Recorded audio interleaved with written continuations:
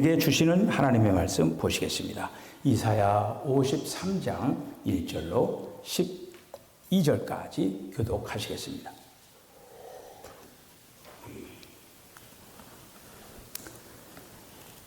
우리가 전한 것을 누가 믿었느냐? 여호와의 팔이 누구에게 나타났느냐?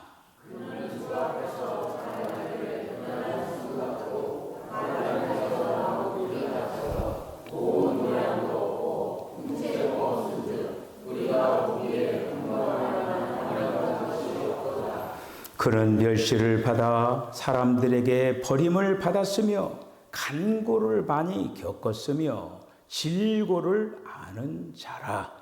마치 사람들이 그에게서 얼굴을 가리는 것 같이 멸시를 당하였고 우리가 그를 귀히 여기지 아니하였도다.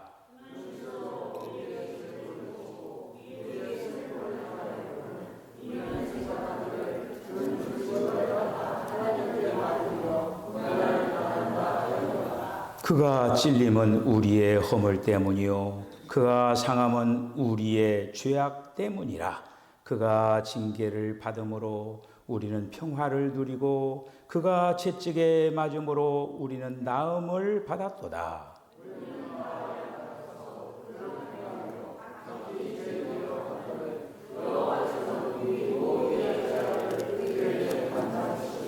그가 곤욕을 당하여 괴로울 때에도 그의 입을 열지 아니하였으며 마치 도수장으로 끌려가는 어린 양과 털 깎는 자 앞에서 잠잠한 양같이 그의 입을 열지 아니하였도다.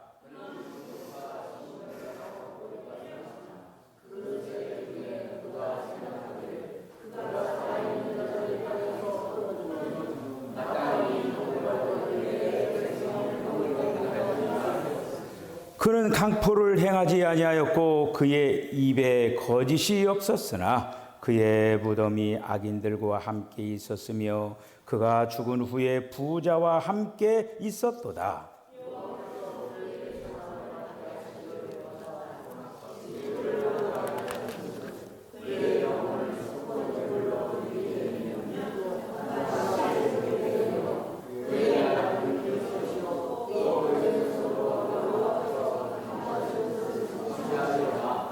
그가 자기 영혼에 수고한 것을 보고 만족하게 여길 것이라. 나의 의로운 종이 자기 지식으로 많은 사람을 의롭게 하며 또 그들의 죄악을 친히 담당하리로다.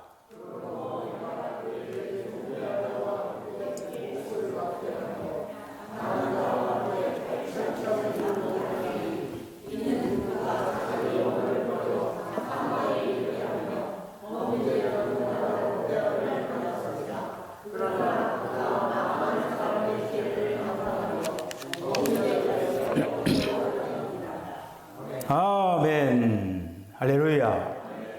네, 기도하겠습니다. 주님, 은혜와 사랑을 감사합니다. 오늘 거룩한 성일, 주님, 저희들이 주님 앞에 나와서 신령과 진정으로 예배드릴 수 있도록 주여 도와주심을 감사합니다. 우리 사랑하는 모든 심령들을 우리 주님께서 일일이 살펴주시고 특별히 저희들이 이 시간에 예배 가운데 임하시는 주님의 귀한 사랑을 받게 하여 주시고 더 나아가서 인격적으로 주님을 만날 수 있는 아름다운 시간 되게 하여 주시기를 원합니다. 특별히 아버지의 사순절을 보내고 있는 가운데 있습니다. 우리의 모든 죄를 대속하고 우리를 영원한 천국으로 이제 가게 하기 위하여서 이 모든 과정들을 거치신 그 주님의 뒤를 겸허한 마음을 가지고 겸손한 마음을 가지고 주님을 따라가게 하여 주시기를 원합니다. 주님, 오늘도 아버지 하나님 이 한 시간에 저희들의 귀를 열어주시기를 원합니다. 귀를 활짝 열어서 주님의 말씀, 주님의 음성을 듣고 우리가 주님께로 아름답게 달려나가게 하여 주시옵소서. 예수님의 거룩하신 이름으로 기도하옵나이다. 아멘. 할렐루야. 우리가 지금 사순절을 보내고 있는 가운데 있습니다. 여러분들 경건하게 잘 보내고 계십니까? 시간 여러분들이 주님이 고난의 길을 걸어가면서 이 땅에서 주님이 어떤 삶을 살으셨나라고 하는 것들을 이제 기억을 하면서 이 사순절 기간을 아름답게 잘 지내면서 여러분들의 신앙이 더욱더 성장하고 성숙하고 더욱더 주님을 아름답게 닮아나가는 그런 복된 절기가 되어주시기를 바랍니다. 현대 그 사회는 끊임없이 올라가는 것을 미덕으로 삼는 시대가 오늘날 우리들이 살고 있는 시대입니다. 그래서 올라가기 위하여서 사람들이 여러 가지 스펙의 그런 어떤 것들을 밟아가면서 위를 향해서 올라가고 뿐만 아니라 이제 직장 다니시는 분들 아마 이제 어떤 승진을 해야 되잖아요. 승진하기 위하여서 동분서주하면서 직장 생활을 감당을 하고 뿐만 아니라 사회적으로 어떻게 보면 또 어떤 높은 그 지위에 또 오르기 위하여서 치열한 그런 어떤 경주를 그런 벌이는 곳에서 우리 살고 있습니다. 세상의 가치관으로 보면은 세상에서는 어떤 가치관들이 팽배하느냐, 아름다움, 권력, 성공을 숭배하고 어떻게 보면 또 반대로 힘이 없는 것은 마치 실패, 저주 그런 어떤 라고 또 생각을 하고 또 그렇게 여기는 그런 어떤 시대가 오늘날 이제 이 시대입니다. 그런데 여러분 오늘 이사야 53장에 있는 말씀 우리들이 지금 읽었잖아요. 이사야 53장의 이 말씀은 세상의 어떤 그 사고, 세상의 어떤 그 상식을 완전히 뒤집는 충격적인 그런 어떤 역설적인 그런 어떤 드라마와 같은 그런 메시지가 오늘 이사야 53장에 기록되어 들어가는 것이죠. 여러분 이사야서는 BC 760년에서 그 BC 698년 그 사이에 이사야가 이제 기록을 했어요. BC라고 하는 건 뭐예요? 주님이 오시기 전이죠. 주님이 오시기 전, 그러니까 그냥 흔히 우리가 이해하기를 750년 전 이렇게 얘기해요. 750년 전에 이사야는 벌써 이사야서를 통하여서 하나님이 말씀하시고자 하는 앞으로 하나님께서 밟아나가는 어떤 그림을 다 여기다 표현했다고 하는 거예요. 여러분 이사야는 신구약 성경이 다 들어있는 거예요. 구체적으로. 그리고 이사야서가 그 몇 장으로 되어 있어요? 66장으로 되어 있죠. 그래서 전반부 구약이 그 몇 권으로 되어 있습니까? 39권으로 되어 있죠. 신약은 27권으로 되어 있죠. 더 하면은 몇 권입니까? 66권. 이사야서가요. 앞에 전반부 39장까지가 구약에 있는 부분들을 얘기하고 있어요. 그리고 뒤에 그 27장이 신약의 어떤 그 부분을 얘기를 하고 있는 거예요. 그러면서 우리가 이 이사야서 53장은 특별히 예수님께서 이 땅에 사람의 몸을 입으시고 그리고 또 그 단계 부활성천 그 모든 부분들을 얘기를 하고 있다라고 하는 것이죠. 그래서 예수님께서는 이 땅에 인류 역사상 가장 위대한 그 구원의 사건을 지금 예언해 놓은 선지자가 바로 이사야라고 하는 거예요. 우리가 이제 빌립보서 2장 5절로 7절에 있는 말씀을 보면 너희는 이 마음을 품으라. 곧 그리스도 예수의 마음이니 그는 근본 하나님의 본체시나 하나님의 동등됨으로 취할 것으로 여기지 아니하시고 오히려 자기를 비어 종의 형체를 가져 사람들과 같이 되었고. 여러분 하나님의 구원 방식은요 세상에서 말하는 것과 완전히 틀려요. 조금 전에 세상에서의 어떤 방식은 어떻게 하겠습니까? 자꾸 올라가는 거예요. 그런 어떤 위로 올라가는 것이 아니라 하나님의 구원 방식은 뭐냐? 내려가는 거예요. 자꾸 내려가는 거예요. 내려가는 것입니다. 18세기 그 초에 진젠돌프라고 하는 그런 백작이 있었습니다. 그 진젠돌프의 그 백작에, 그러니까 이제 백작이니까 그 땅이 넓은 땅을 가지고 있었겠죠. 영지라고 하죠. 넓은 그런 땅을 가지고 있었는데, 거기에 이제 그 모라비안 교도 청년 그 2명의 그 사람들이 있었는데, 그 청년 둘의 이름은 요한 레온하르트 도버라고 하는 사람이고 다비드 니치만이라고 하는 그 2 사람이 있었습니다. 그런데 이 2 청년이, 이 모라비안 교도인 이 2 청년이 복음에 열정이 있었어요. 복음을 전하는데. 그래서 그 당시에 이제 그 서인도 제도가 있잖아요. 그 서인도 제도로 끌려간 흑인 노예들이 있었다고 하는 거예요. 그런데 이 2 청년들이 그 서인도 제도로 끌려간 이 흑인 노예들에게 어떻게 하면 복음을 전할 수 있을 것인가? 그 생각을 한 거예요. 노예로 끌려갔는데 그들에게 어떻게 하면 복음을 전할까? 여러분, 그 백인이잖아요. 이 사람들이. 근데 어떻게 또 이 사람들에게 복음을 전할 수가 있느냐?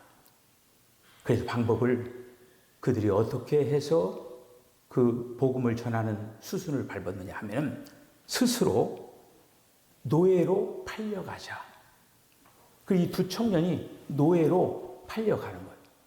팔려가가지고 그렇게 해서 자기의 모든 권리, 자기의 모든 자유, 이 모든 것들을 포기하고 흑인들과 똑같이 매맞고 그리고 비참하게 취급을 당하면서 흙바닥을 뒹굴면서 노예선에 오른 거예요. 여러분, 단편적인 거지만 이 모습이 바로 예수의 모습이었다고 하는 것이죠. 그 예수가 오늘 이사야 53장에 있는 말씀을 통해서 그리스도의 4단계, 여러분들 오늘 이제 이 4단계를 한 단계 따라오시면서 여러분들이 분명히 그리스도에 대한 이상이 이 시간에 활짝 열려지시기를 바랍니다. 첫 번째 단계는 뭐냐면은 비하와 성욕신의 단계입니다. 비하와 성욕신의 단계예요. 그러니까 그래서 첫 번째 단계는 뭐냐? 영광의 하나님의 보좌를 뒤로 하시고 낮고 낮은 이 땅에 오시는 거예요. 오신다라고 하는 약속이 어디 있습니까? 구약에 있잖아요. 오실 메시아에 대한 약속이 구약에 있는 거예요. 그래도 오신 메시아가 누구예요? 그리스도예요. 오실 메시아가 바로 구약에 약속이 돼 있고 오신 그리스도가 바로 예수예요. 예수. 그래서 이제 예수께서 메시아로 이 땅 위에 등장을 하게 되는 거죠. 그래서 오늘 본문에 있는 말씀 보면은 그는 주 앞에서 자라나기를 연한 순 같고 마른 땅에서 나온 뿌리 같아서 고운 모양도 없고 풍채도 없은즉 우리가 보기에 흠모할 만한 아름다운 것이 없도다. 여러분, 한번 눈을 감고 이렇게 이제 상상하면서 한번 그렇게 한번 따라오실 바랍니다. 중동 지역, 요즘 막 시끄럽잖아요. 그 장렬하는 그런 어떤 중동의 그 태양 아래서 물기 없는 어떻게 쩍쩍 갈라진 그런 어떤 땅에 그 척박한 그 틈새에서 힘겹게 올라오는 그 식물을 한번 생각해 보십시오. 그 식물의 모습이 지금 어떤 모습인가 한번 생각해 보십시오. 그 모습이 바로 예수 그리스도의 이 땅 위에 바로 내려오신 그 모습이라고 하는 거예요. 메마른 땅, 메말라 있는 그런 어떤 땅에 오셨다고 하는 거예요. 예수님이 어떻게 보면 천상에 하늘 보좌에 빛나는 그 하나님 보좌에 계셨던 그분이 이제는 이 땅 위에 사람의 몸으로 말 위에서 태어나시고 그리고 또 그 갈릴리 나사렛이라고는 그런 어떤 동네는요, 거기는 어찌 보면 사회적으로 가장 낮은 계층의 사람들이 사는 동네가 바로 갈릴리라고 하는 그 지역이에요. 예. 그런 어떤 지역으로 이제 사람의 몸으로 이 땅에 볼품없는 그런 모습으로 오셨다고 하는 거예요. 오늘 3절에 있는 말씀 보면 그는 멸시를 받아 사람들에게 버림을 받았으며 간고를 많이 겪었으며 질고를 아는 자라. 마치 사람들이 그에게서 얼굴을 가리는 것 같이 멸시를 당하였은즉 우리가 그를 귀히 여기지 아니하였도다. 명예, 수치, 이 모든 것들 어떻게 보면 명예와 수치가 삶의 전부였던 고대 근동 지방에서 얼굴을 가린다라고 하는 것은 이것은 단순한 어떤 그것이 아니에요. 철저하게 배제된 그런 어떤 모습을 볼 수가 있는데 우리가 이제 이사야 특별히 이제 선지를 통해서 오늘도 이제 말한 그런 거 보면 히브리어 바자라고 하는 말에 우리가 주목할 필요가 있습니다. 바자. 쉽죠? 바자. 한번 같이 한번 해볼까요? 바자. 이 바자라고 하는 것은 그냥 우리 이제 개혁성경에 멸시를 받다 이렇게 표현해 놨잖아요. 바자. 멸시를 받다. 그런 말이에요. 근데 이거를 원문의 뜻을 보면 뭐냐면 가치를 전혀 인정받지 못하고 하찮게 여겨서 던져 버렸다. 그런 뜻을 가지고 있는 이 바자라고 하는 말이 창조주 하나님이신 주님이 이 땅 위에 인간들에게 그러한 취급을 받았다고 하는 거예요. 예수님이 멸시를 받아 이거는 한마디로 바자 정말로 하찮게 여기면서 말 그대로 그냥 그렇게 했다라고 하는 거예요. 자, 그런 어떤 것이 바로 성육신의 단계입니다. 자, 이제 두 번째는 대속과 전가의 단계예요. 대속과 전가의 단계. 그래서 예수님께서 자신의 어깨에 우리들의 그 모든 죄와 저주를 다 걸머지신 거예요. 저와 여러분들의 그 모든 죄를 예수님이 그 어깨에다가 걸머지셨다고 하는 거예요. 이것이 어떻게 보면은 이사야 53장의 핵심 구절입니다. 복음의 심장부와 같은 거예요. 4절에 있는 말씀. 그는 실로 우리의 질고를 지고 우리의 슬픔을 당하였거늘 우리는 생각하기를 그는 징벌을 받아 하나님께 맞으며 고난을 당한다 하였노라. 우리가 여기서 주목할 말은 우리라고 하는 말이 우리. 4절, 5절에 계속적으로 우리라고 하는 그 대명사가 계속적으로 나오는 거 볼 수가 있는 거예요. 그러니까 그의 찔림은 우리의 허물 때문이요. 그의 상함은 우리의 죄악 때문이라. 예수님 당하신 고난은 예수님이 뭐 죄를 지어서 고난을 당하신 거 아니라고 하는 거예요. 우리. 저와 여러분 때문에 주님이 고난 받으셨다고 하는 거예요. 할렐루야. 이렇게 됐다고 하는 거예요. 여기에서 우리는 또 이 대속의 신비를 이사야는 어떤 그 단어를 통해서 나사라고 하는 말을 표현했으면 나사. 그러니까 이 나사라고 하는 말은 우리의 질고를 지고 나사. 조금 전에 제가 뭐라고 했어요? 우리의 그 모든 죄와 모든 것들을 어깨에다 걸머지셨다고 했잖아요. 이 지는 거가 뭐냐? 나사. 이거는 무거운 것을 이제 그 한마디로 모든 무거운 것들을 어깨에다가 다 메였다고 하는 거예요. 우리가 이제 구약에서 특별히 이제 예수님이 오시기 전이니까 그때 이제 동물의 제사를 드렸잖아요. 동물의 제사 드리는데 어떻게 이제 그 제사를 드리는 방식을 하느냐면은 제사를 드린 사람이 제사장 앞에 가가지고 제물을 드리는데 어떻게 하면은 제물 가장 먼저 순서가 뭐냐면은 자기 손으로 이 제물의 그 머리에다가 손을 얹는 거예요. 너 나의 모든 죄를 가지고 가. 이렇게 한마디로 안수라고 하는 거는 전가시키는 거예요. 동일시키는 거예요. 너 내 거 다 가져가. 그렇게 해서 구약에는 그 아사셀 그 양이라고 해가지고 그렇게 안수를 해가지고 멀리 광야로 달려가게 해서 그렇게 해서 하는 그런 제사 방식이 있습니다. 마치 이제 그 예수님이 이 땅 위에서 대속이라고 하는 건 뭐냐면 모든 사람의 죄를 다 뒤집는다. 저와 여러분들 그 모든 것들을 예수님께 다 얹었다는 거예요. 예. 그렇게 해서 예수님이 이제 그 모든 것들을 다 짊어지시고 갔다라고 하는.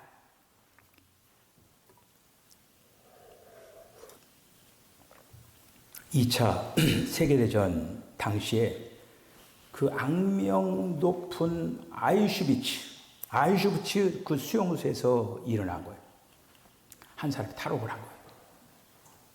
그런데 한 사람이 탈옥을 했는데 그 수용소 소장이 어떻게 그 탈옥한 사람들이 공동 책임을 딱 물어가지고 이렇게 이제 그 수감자 중에 10명을 뽑아내는 거예요. 10명을 해가지고 아사 감옥, 그러니까 굶어 죽는 감옥을 보내는 거예요. 물 한 방울 음식 전혀 안 주고 그런 감옥으로 10명을 다 탁시도 이제 아사 감옥으로 보내는 거예요. 거기에 한 남자가 그 수용소 소장에게 막 애절하게 얘기하는 거예요. 나는 아내가 있고 그래도 아이들이 있는데 내가 가면은 정말 내 아내하고 아이를 어떻게 돌볼 사람이 없다. 제발 좀 나를 좀 살려줘라. 막 애절하게 그 요청을 하는 거예요. 그때 거기에서 어떤 사람이 나타나느냐. 바로 콜베라고 하는 신부가 나타납니다. 콜베. 수감 번호 16,670번. 그 주에서들 이게 그 번호 있죠? 16,670번. 수감 번호를 가진 막시밀리안 콜베 신부가 앞으로 딱 나와가지고 얘기하는 거예요. 그러면서 뭐라고 하냐. 나는 사제입니다.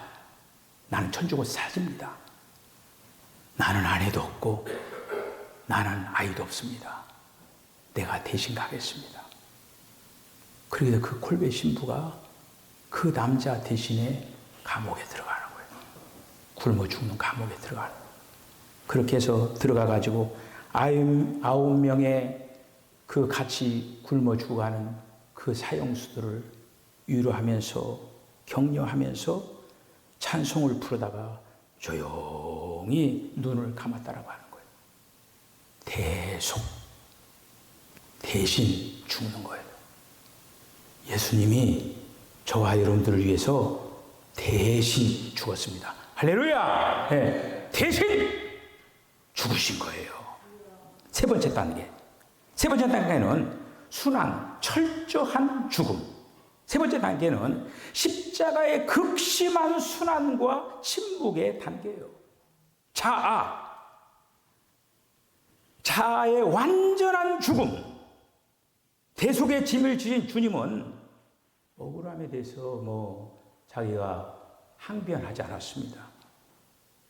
7절에 있는 말씀 보면은 그가 곤용을 당하여 괴로울 때도 그의 입을 열지 아니하였으며 마치 도수장으로 끌려가는 어린 양과 털 깎는 자 앞에서 잠잠한 양같이 그의 입을 열지 아니하였도다. 여러분, 억울한 오해와 누명이 있을 때 인간의 본능은 어때요? 가만히 안 있죠. 인간의 본능은 분노하면서 방어합니다. 자기를 방어합니다. 예수님은 그런데 자신에 대해서 조롱하는 그들에 대하여서 거기에서 아무 변명도 하지 않냐고, 어떻게 보면 절대적인 침묵, 한마디의 변명을 하지 않냐고, 다만 숨 쉬는 소리만 있었다고 했어요. 예수님의 숨 쉬는 소리. 그래서 이 부분을 어떤 주석가는 이렇게 강해를 합니다. 주님이 입을 열지 않으신 것은 단순히 할 말이 없어서가 아니라 아버지께서 주신 고난의 잔을 마지막 한 방울까지도 온전히 마시기 위하여서 절대적인 순종의 발로에서 아무 말 없이 그 길을 가셨다라고 하는 거예요. 으깨어지는 침묵. 예수님이 완전히 으깨어지는 그런 어떤 침묵을 했다라고 합니다. 자, 여기서 또 우리는 히브리어 한 단어를 봐야만 합니다. 예수님이 으깨어지는 그 고통을 어떻게 이제 표현하냐면, 제가 자꾸 히브리 이런 단어를 제가 요즘 자꾸 사용하는데 한번 그냥 들어보시면 잊어버려 죽으니까. 다카라고 하는 말이에요. 다카. 그의 상함은 이렇게 이제 번역을 했죠. 그의 상함은 지금 그 다카라고 하는 말이에요. 그런데 이거는 뭐냐면은 원문에서 보면은 맷돌 있잖아요. 맷돌로 곡물을 가르면 어떻게 됩니까? 형체가 없어지죠. 형체가 없어질 정도로 산산조각 나면서 가루가 나는 거예요. 이 다카라고 하는 말은 바로 그 말이에요, 지금. 맷돌에다 넣고 그냥 그 곡식을 가르는데 어떻게 돼요? 산산조각 돼가지고 가루가 되는 그 모양으로 지금 예수님이 그렇게 한마디로 고통을 당하셨다라고 하는 거예요. 우리의 자아가 벌떡벌떡 살아서 혈기를 부릴 때 우리 주님께서는 십자가에서 다카 산산조각 나셨어요. 우리의 자아가 춤추고 있을 때 우리 주님은 십자가의 맷돌에서 가루가 되었습니다. 그 헨리 나우인이라고 하는 사람이 있거든요. 여러분들 이름 들어보신 사람일 거예요.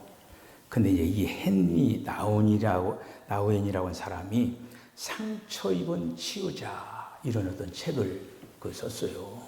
근데 거기에 나오는 펠리컨의 이야기가 나옵니다. 아주 극심한 그런 가운데 새끼를 낳은 거예요. 이 펠리컨이. 그 새끼를 낳아가지고 뭐 새끼를 먹으려고 하니까 자기도 먹을 거리가 없고 새끼는 키워야 되고, 그러니까 이 펠리컨이 어디냐면 자기 가슴을 자기 부리로 쪼았어요. 그냥 한마디로 자기가 자기 살을 다 뜯는 거야. 뜯어가지고 새끼들에게 먹는 거야. 그러면서 자기 살을 뜯어 먹여가면서 서서히 이 펠리컨은 죽어간다라고 하는 거예요. 자기 자식을 살리기 위하여서. 이 죽음, 우리 주님이 십자가에서 그렇게 가루가 된 거는 바로 우리를 이렇게 살리기 위하여서 주님이 가루가루 자기가 찢기고 다 그런 어떤 고난을 당했다는 거예요. 그러나 네 번째 단계가 있습니다. 뭐냐? 부활과 영광의 단계. 예수님께서 죽음과 무덤으로 끝났다고 하면 기독교 복음이라고 하는 것은 소망이 없는 거예요. 그렇죠? 네. 마귀도 이걸 몰랐어요. 마귀도 예수님이 살아날 줄을 몰랐던 거예요. 기독교의 복음은 무덤에서 끝나는 비극이 아닙니다. 철저하게 낮아지고 부서진 그리스도께서 이제는 부활과 영광의 자리로 올라간다고 하는 거예요. 할렐루야! 이것이 바로 그리스도의 네 번째 단계예요. 오늘 본문 10절에 있는 말씀 보면은 여호와께서 그에게 상함을 받게 하시기를 원하사 질고를 당하게 하셨은즉 그의 영혼은 속건 제물로 드리기에 이르면 그가 씨를 보게 되며 그의 날은 길 것이요 또 그의 손으로 여호와께서 기뻐하시는 뜻을 성취하리라. 씨가 나오는 거예요. 씨가. 여러분, 요한복음 12장 24절에 있는 말씀을 보면 어떤 말씀입니까? 하늘의 밀알이 땅에 떨어져 썩어져 썩지 않으면 하늘 그대로 있고 썩으면 많은 열매를 맺는다고 했잖아요. 예수님이 깨어지고 부서지고 가루가 되어가지고 죽으시고 이제는 끝나는 게 아니라 많은 열매를 맺더라고요. 그래서 예수님이 부활의 첫 열매가 되신 거예요. 부활의 첫 열매가. 예수님께서는 이사야 53장 11절에 그가 자기 영혼에 수고한 것을 보고 만족하게 여길 것이라. 나의 의로운 종이 자기 지식으로 많은 사람을 의롭게 하며 또 그들의 죄악을 친히 담당하리로다. 할렐루야. 담당하리로다. 자, 여기서 우리가 참 제가 좋아하는 그런 담당이라고 하는 그런 말이 여기서 나올 수가 있습니다. 주님이 모든 것들을 담당하시고 이제는 끝이 아니라 우리들을 위하여서 다만 주에서 구속하시고 그것이 아니라 우리에게 새 생명을 주기 위하여서 성령으로 이 땅에 오시기 위한 준비였다라고 하는 거예요. 할렐루야. 그래서 우리가 이제 결론 말씀을 드리면 특별히 이제 우리가 고난주간을 보내잖아요. 고난주간을 보내고 또 부활의 날들을 보내는 시간들이 있잖아요. 우리가 지금 이 땅의 삶을 살아가면서 특별히 오늘 이제 이사야 53장에 있는 말씀을 통해서 4단계를 우리들이 살펴봤어요. 성육신, 철저하게 내려오는 대속, 그리고 죽음, 영광, 부활. 우리가 이 사실을 모르는 사람이 있습니까, 여기에? 우리 성도들이 교회 생활했으면 이 얘기를 얼마나 많이 듣고 들었습니까? 그런데 여러분, 하나님의 말씀을 듣는 것으로 끝난 게 아니에요. 그 말씀들이 실제로 우리들에게 와서 접근이 되어가지고 그렇게 돼야 적용이 돼야 된다고 하는 거예요. 네덜란드에 그 화가가 있습니다. 어떤 화가냐면은 렘브란트라고 하는 화가가 있어요. 근데 그 렘브란트가 그 그림을 하나 그렸는데 십자가에 매달리신 그리스도라고 하는 그 그림을 그렸어요. 그 렘브란트가 딱 그림을 그리면서 그 예수님께 십자가에 달리신 그 그리스도니까 그 주변에 이제 로마 군병들이 이렇게 있잖아요. 그런데 이 렘브란트가 어떻게 그리냐면은 그 로마 군병 중에 한 사람을 자기로 그린 거예요. 사람들이 그 그림을 이렇게 보면서 거기에 렘브란트가 있는 거야. 그 사람들이 와, 어떻게 된 거냐고 물어보는 거예요. 렘브란트가 얘기하는 거예요. 내가 2000년 전에 그 자리에서 예수님을 조롱하고 예수님 십자가에 못 박는 일에 이 일을 감당했던 사람이라고 하는 그런 고백 속에서 그 군병 중에 하나를 자기를 거기다 집어넣었다라고 하는 거예요. 여러분이 한번 찾아보세요. 그런 그림을. 우리가 이번 한 주간 우리가 이제 살아가면서 특별히 사순절을 보내면서 예수님은 어떤 길을 걸어가셨는데 나는 지금 어떠한가 한번 깊이 묵상을 하면서 나의 신앙의 경주가 정말 주님이 기뻐하시는 아름다운 신앙의 경주를 잘 달려갈 수 있도록 우리는 아름다운 삶을 살아야 될 줄로 믿습니다. 한 주간 살아가면서 제가 이러한 말씀을 드리고 싶어요. 잠잠하게 침묵하는 시간을 보내보시길 바랍니다. 침묵의 시간이죠. 침묵의 시간 한번 보내보시죠. 이렇게. 마치 죽음의 훈련을 하는 것처럼. 우린 너무나 말을 많이 해요. 죽음의 훈련을 하는 것처럼.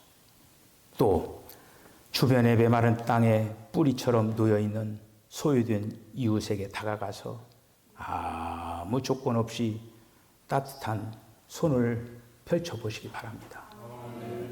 이게 바로 성육신 훈련이에요.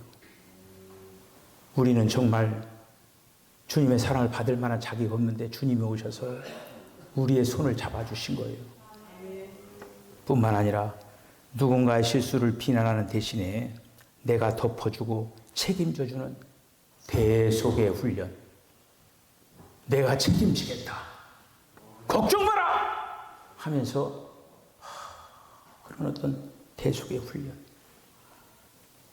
이런 어떤 삶의 적용들을 해나가면서 이 사순절을 경건하게 그렇게 잘 보내시는 저와 여러분 다 되시기를 주의 이름으로 간절히 축복합니다. 기도하겠습니다.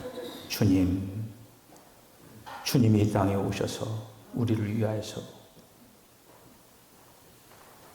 사람의 몸을 입으시고 대속하시고 죽으시고 부활하시는 이 과정들을 거치셔서 우리들이 하나님의 영원한 백성이 되게 하신 것을 감사합니다. 나의 나된 이 모든 것들 주님의 은혜임을 기억하면서 날마다 은혜에 보답하는 삶을 살게 하여 주시옵소서. 예수님의 이름으로 기도하옵나이다. 아멘. 지금은 우리 주님 예수 그리스도의 거룩하신 은혜와 하나님 아버지의 극진하신 사랑과 성령의 감동 감화 교통하심이 사순절 보내면서 특별히 예수님께서 이 땅에 오셔서 그 십자가의 길을 향하여 뚜벅뚜벅 걸어가신 그 길을 겸허한 마음을 가지고 주님을 잘 따라겠다라고 결단하는 우리 사랑하는 성도들의 심령과 가정과 기업과 저들의 삶 가운데 지금으로도 영원까지 함께 하시기를 간절히 축원하옵나이다. 아멘.